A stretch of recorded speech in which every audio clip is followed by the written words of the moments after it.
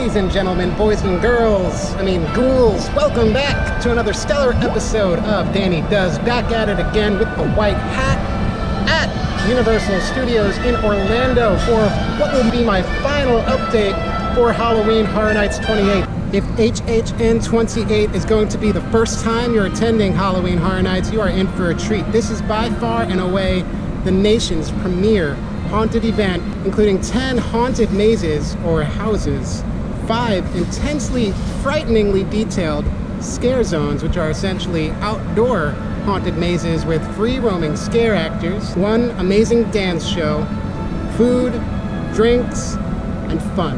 I would highly encourage you to purchase your tickets in advance, especially if it's only for a single day. You could do so at HalloweenHorrorNights.com. If you don't purchase your tickets in advance, you're going to be waiting at guest services right behind me just for the privilege to do so at a higher rate than you would have got if you purchased your tickets in advance. But let's not waste any more time. I'm so super excited to get started, so let's go! I really don't want to waste any time here. Real quickly, I'm going to go through these IP houses that they have on the signs on the archway for Blumhouse. Trick or Treat, Poltergeist, Stranger Things, and Halloween 4. And this is just a massively, awesomely beautiful sign here as you enter the park. I think I'm more excited than I've ever been for any HHN. Now, granted, this is only my 3rd event, in 3 years, mind you, but I can't wait. And as you can see, the park hours are reduced today because it will be the cast preview tonight. I'm here for a number of reasons. One is to give you kind of an overview of everything I've spoken about up to this point. And if you haven't seen them already, I have already posted 4 different updates throughout the last month on this event. I'm going to go through one last scare zone update. I want to briefly talk about some of the foodstuffs that have been announced for this year's event, including some of the scariest waffles you'll probably ever try. But also, the merch for HHN has finally been revealed, and I can't wait to get my hands on some of it. So this stuff has been available online for quite some time, but you've got a hat, a t-shirt, another hat, another t-shirt, a coffin full of treats. I don't think these lanyards are specific to the event itself, but then also the official merchandise.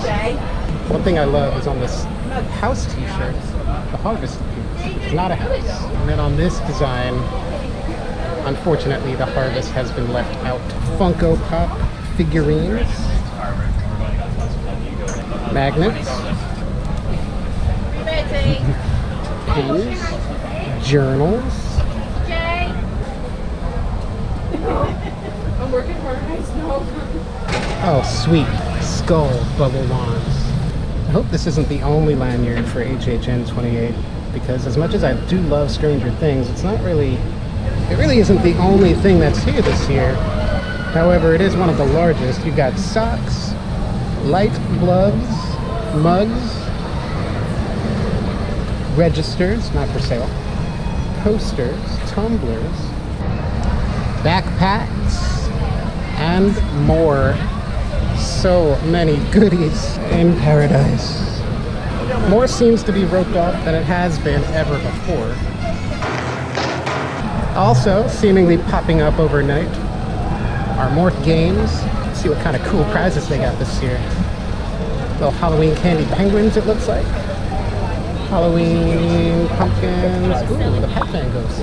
Pirate minions, big green teddy bears, one-eyed monsters, sloths, both pink and brown, rainbow poops, and whatever that is. That a fish, a crab, aliens? Hey, how are ya? No Five Nights at Freddy's merch this year? That was there last year. Oh well. Because like the theme is Stranger Things. Okay, so that's the overarching theme of Stranger Things. Got it. Yeah, these are all strange things. All of this we've already seen, except for maybe some of the pop-up signage that they have. Signage is up for the bars here. Drinks for this year's event include the Totally LIT, the Long Island Iced Tea, the Wicked Rad Punch, and the Gnarly Twist, among a full selection of beers which you could get at Finnegan's or at any of these tents that are set up for the event. Bennies Burgers, family owned and operated since 1956. No way. That's crazy, because this is the first time I'm hearing of them. And donuts and waffles. Like I said, waffles are gonna be a thing. If this picture doesn't do justice to it, you can click the link in the description below for more about these dangerously delicious, terrifyingly, frighteningly awesome waffles. You can kind of see in there too. See where all the magic happens. HHN is not really known for having a ton of food, but one food offering they will have is cheesesteaks and pizza fries. The food blog did just post about a lot of the desserts that they're going to be having, including waffles, bananas Fosters, more waffles, a specialty donut, but I would highly encourage you to eat beforehand. This section is blocked off because they are adding probably more shops and stuff. Oh cool, Killer Clowns from Outer Space ice cream. I assume that's what that is. Last year, and I believe the year before, this area was just more shops. Entranceway signage for the houses has been updated as well. You're not going to be able to see the Stranger Things because it's kind of behind a gated area back there, but right over here, this is the entrance to Carnival Graveyard. So I assume you're going to enter in Fallon right over here, and then over here, Scary Tales and Poltergeist. And then, as I had suspected, is the HHN Tribute Store. Only for pass holders, but I am a pass holder. Let's go see what's inside. Let's take a bet. Do you think they're gonna make me turn off my camera? Hello, how are you? Yeah, we're doing the count right now.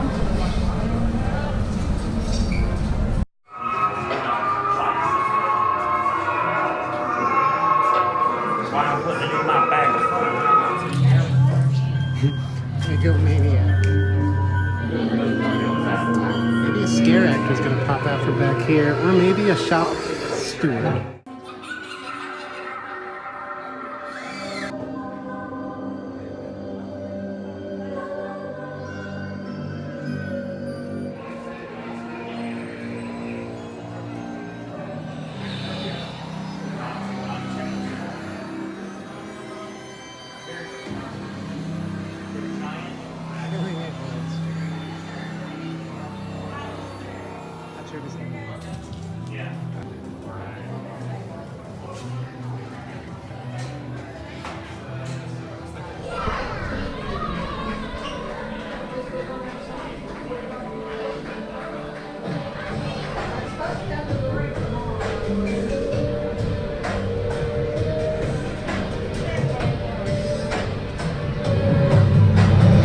This was definitely featured in the Scarecrow house last year.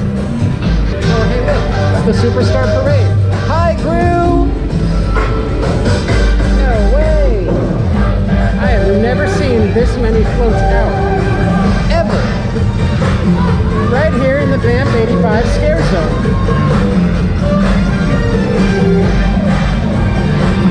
Now this is a parade.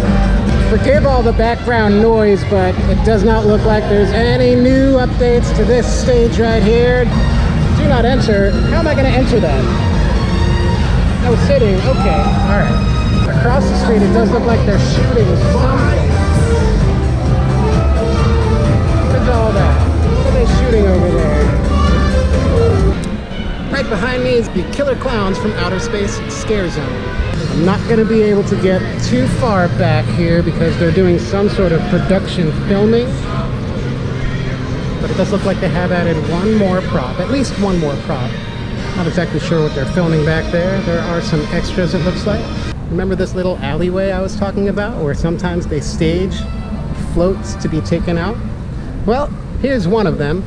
Judging by the tarp on it, it looks like it may be going to the Twisted Traditions Scare Zone. We'll see if I'm right. If I'm wrong, you can all have a Danny Does sticker. But you gotta comment. One thing I'd like to start doing is getting a little bit interactive and reading comments that you guys post on my vlogs, which I always appreciate and always read. One in particular comes from Maria. She posted on my last vlog. She says, "Hi, I've never been to HHN and I want to see all 10 houses in scare zones. I'm going on a Wednesday in the beginning of October and would like to know if I should get a fast pass or just buy another ticket for Thursday." Maria, that is a great question and I appreciate you asking me. Now, my personal opinion, go with the express pass. You'll be able to do everything in one night. Then, if you love it and you want to come back, you can always purchase another single night ticket. Or another option is you can purchase a pass, like Frequent Fear Plus, or the Ultimate Frequent Fear Pass. More information about those can be found in my other vlog, which I'm going to post a link right up here, right now. I would say get the Express Pass. Even though you're going 15 days after the event opens and it's a Wednesday, getting the Express Pass is going to enable you to experience all the houses in one night as opposed to coming back for two. The Express Pass runs $79, so in addition to your ticket, which if you purchase it in advance as a Florida resident should only cost you around $50, you're looking at somewhere between $120-ish. They removed whatever construction box they were doing in front of the Richters area, and it looks so clean now. Can't really tell you what they did. That doesn't look too finished to me. Looks like a lawsuit waiting to happen. At least they have a sign out. Right outside of King's Cross Station, I feel like there was something here. I feel like they removed something. At first I thought it was the night bus, but the night bus is right over there. What used to be here? Or am I crazy? It just looks too open. I mean, that lighting ring is obviously for HHN. Maybe there's going to be a roaming horde here. Who knows? But what was here? That's irking me. As I suspected, they have finally revealed the Academy of Villains logo for Cyberpunk and the sign introducing the dates and times of each show. I actually think they probably could have done a better job with this. I feel like that's an afterthought sign. I was hoping it would take up the entirety of this thing, but maybe I just have high standards. It still looks really cool. Also right next door you can see that they've added the podium for the entranceway sign for the Blum House, or the Horrors of Blumhouse House, which and the entranceway for it is going to be right back here in this animal relief area. You can kind of see it back there. I don't know about that facade, guys. What do you think? I mean, I see the babyface killer, but what is that other thing? He's from The Purge, obviously, but what from The Purge? I've never seen that Purge character. But then again, I've only seen like one Purge, the first Purge, which is the newest Purge, which is the last Purge. It's confusing. Right next to the MIB Gear Shop area, podium entranceway sign for both Slaughter Cinema and DeadX, or Dead Exposure Patient Zero. Walking right through where the Springfield Stay and Scream area is going to be in just a few hours now. Behind me, I don't know if you can see it, but normally on the facade of the MIB Alien Attack ride, which will be open during the event, they normally have some projections that say hashtag HHN2018, things like that. Now, obviously, you can use that hashtag when you post your pictures and videos on your social media accounts. Speaking of, HHN is going to have their own Snapchat filters for the event, or at least they did last year. Thought it was pretty cool, so fire up your Snapchat while you're here. And then, while you're at it, go ahead and add me at dannydoes with 2 Z's. DANNYDUZZ if you want to stay even more connected. Please and thank you. Head on into the Woody Woodpecker's Kid Zone. So over here, right in front of the 5-0 play area is going to be the entranceway for Seeds of Extinction. And right next door, closer to the ET attraction, is the insanely long queue that you'll have to walk down to get into the Trick or Treat house.